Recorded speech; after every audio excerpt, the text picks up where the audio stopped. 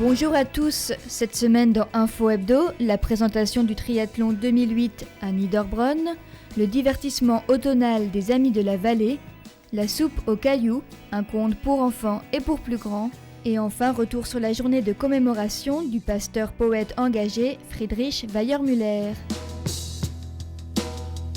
Après l'Allemagne et la Nouvelle-Zélande et avant l'Italie et l'Espagne en 2009, c'est au tour de la France, en mai prochain, d'accueillir sous le label Challenge une épreuve de triathlon d'envergure internationale. Lors de la conférence de presse organisée pour l'occasion, le directeur de course explique l'intérêt de l'événement pour les Vosges du Nord. Le but n'est pas de faire un triathlon classique, le but est de faire un énorme événement. Pour les organisateurs, un tel rassemblement d'athlètes demande une vraie organisation, y compris pour l'environnement. Il y aura beaucoup de choses qui seront faites autour de l'environnement. Des exemples tout simples, mais c'est à titre d'exemple. Un bidon ne pourra être donné à un ravitaillement que si l'athlète laisse son bidon. Tout ça pour récupérer, pour laisser le moins de déchets possible. On va sensibiliser beaucoup les athlètes, beaucoup les gens qui travaillent autour de cette épreuve, autour du respect de l'environnement. Début du programme dans l'eau avec 1900 mètres de natation dans le lac de Moutérouze en Lorraine. Place ensuite à 90 km de vélo sur les routes du parc naturel des Vosges du Nord. Et pour terminer, 21 km de course à pied à travers un parcours réalisé à 80% en forêt. Avec déjà 375 athlètes inscrits sur les plus de 1000 attendus au départ, le directeur de la Fédération française de triathlon paraît plutôt confiant. Je pense qu'ici, vous aurez très rapidement une des épreuves les plus fréquentées au monde. Ça va vite devenir le rendez-vous incontournable du début de saison, je n'en doute pas. Pour François Chabot, l'un des triathlètes reconnus mondialement dans la discipline, le choix du cadre des Vosges du Nord paraît répondre aux différents critères de cette pratique de la multiple activité. Beaucoup de triathlètes sont friands justement de participer à des épreuves dans un cadre, on va dire, très riche au niveau de la nature. Et il faut un petit peu marier les deux, c'est-à-dire un petit peu de cité, de bitume, et puis le milieu naturel. Donc pour ça, il y a tous les ingrédients ici, quoi. Et regardez bien ce logo, vous aussi, dans quelques mois, vous serez peut-être au cœur de l'événement parmi les 5000 spectateurs attendus. L'Association des Amis de la Vallée a proposé dimanche dernier un divertissement automnal et sportif. Environ 80 participants ont répondu présents et la journée a commencé par une balade. 2 itinéraires balisés étaient proposés, un itinéraire bleu de 8 km ou un rouge de 14 km. Le circuit a permis de faire découvrir un côté de la vallée pas toujours connu des marcheurs. Vous avez découvert des jolies choses? Ah ouais. Vous ne connaissez pas ce côté-là de la vallée? Non. Ou vous marchez plutôt de l'autre côté? Ouais, je suis plus de l'autre côté. Ouais. Justement, je lui ai expliqué, je dis, tu vois, ça c'est l'école, ça c'est le restaurant chez Michel. Elle me dit, on a fait tout ce parcours-là depuis... Ah bah je dis oui, hein. Ouais, ça fait une trotte quand Ouais, même, ouais, hein, ouais, quand on n'a c'est pas bien. l'habitude. Hein. Puis on a ce temps. Ah, c'est splendide, hein? Formidable. Et l'étape qui a eu le plus de succès a été le passage de Randocime. Enfants et adultes ont pu s'initier au plaisir de la grimpe dans les arbres.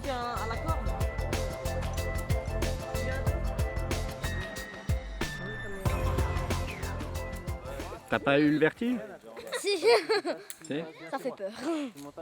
Tu regardes, on voit.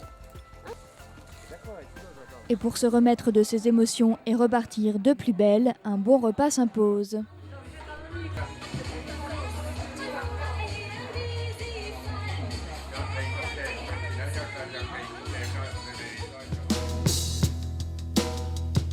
Le service de la jeunesse et des aînés de Reichshofen a réuni enfants et retraités de la maison Martsold autour d'un conte de saison. Bonjour les mamies, les papis, bonjour les enfants. Aujourd'hui, vous allez découvrir la recette de la soupe au cajou. Passionnée de belles histoires, Christine Fischbach est passée du métier de bibliothécaire à celui de conteuse. Depuis 8 ans, elle circule dans les centres de loisirs, les maternelles, anime des châteaux ou des repas de fête pour le plaisir des grands et des petits. Alors, il va près des fourneaux et là, avec une cuillère en bois, il tourne. Et pour raconter son histoire, rien de tel que de la mettre en scène. Les spectateurs, attentifs aux paroles de la conteuse, ont participé à la préparation de la soupe aux cailloux. Qu'est-ce que c'est que ça? Des courgettes, courgettes. Par ici les courgettes. Dans ses histoires, Christine Fischbach fait aussi sa petite recette, puisqu'elle aime à les réécrire en y mélangeant plusieurs contes, plusieurs imaginaires. La vieille est toujours aussi vieille, mais depuis ce jour, elle n'est plus pauvre. J'ai adapté l'histoire originale, qui est celle d'un soldat qui revient de guerre. Et cette histoire, c'est un conte qui vient d'Angleterre et qui est adapté suite à une histoire vraie. Entre-temps, j'ai vu des albums avec des animaux, avec des loups qu'on met en scène. Il y a aussi des histoires qui parlent de moines qui ont partagé une soupe. Il y a une histoire qui se déroule en Chine. Donc ce conte, c'est un conte aussi de partage, puisque au départ, ce sont deux inconnus qui se rencontrent et qui, à travers un caillou et à travers un peu d'eau chauffée, finissent par faire une soirée ensemble et par se découvrir et par se trouver des points communs. Et à la fin du conte, place à la dégustation.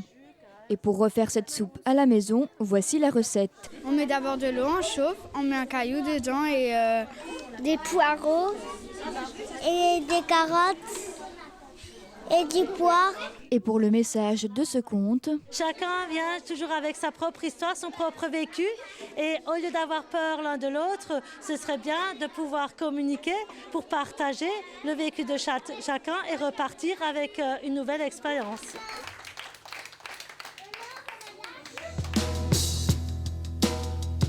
Né en 1810 à Niederbronn, Friedrich Weiermüller commence à écrire à l'âge de 11 ans. Pour lui, tout est prétexte à la poésie. Sa vie de famille, les beautés de la nature ou sa foi en Dieu. Lorsqu'il reprend l'épicerie familiale, il commence à écrire des cantiques, dont les plus connus sont chantés en Alsace et en Allemagne, mais également par les émigrés en Amérique du Nord. Au contact de son ami d'enfance, Michel Huser, pasteur à Rothbach, il acquiert rapidement une culture théologique, historique et littéraire impressionnante. Il prend alors des positions courageuses lorsqu'il s'agit de défendre son Église et devient un des promoteurs du réveil luthérien.